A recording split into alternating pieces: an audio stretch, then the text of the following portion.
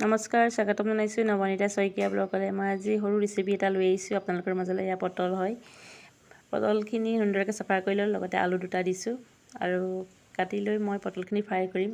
এইফালে অলৰেডি পিঁয়াজ আৰু জলকীয়া ৰচুন ৰেডি কৰি লৈছোঁ আৰু যে মিক্সিত পিচি ল'ম।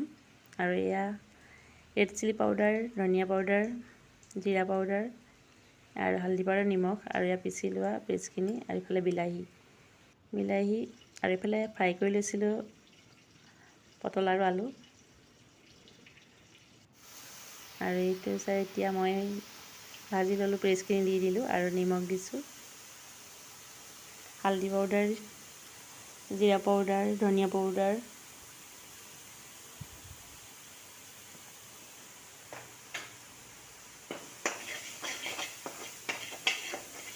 আৰু এনেকৈ সুন্দৰকৈ লৰাই লৈছোঁ। যিহেতু অলপ দেৰি এনেকৈ ভাজিম মই।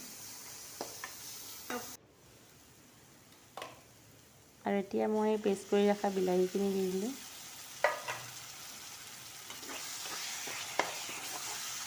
বিলাহী বেছি লোৱা নাছিলোঁ, 3টা আছিল।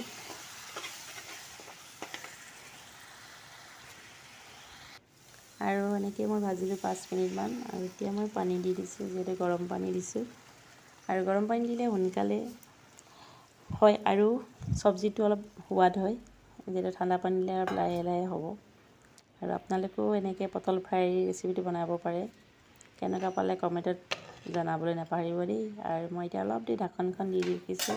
ইয়াত উতলিলে আৰু ফ্ৰাই কৰি লোৱা আলু আৰু পটলখিনি মই ইয়াত এড কৰি দিলোঁ।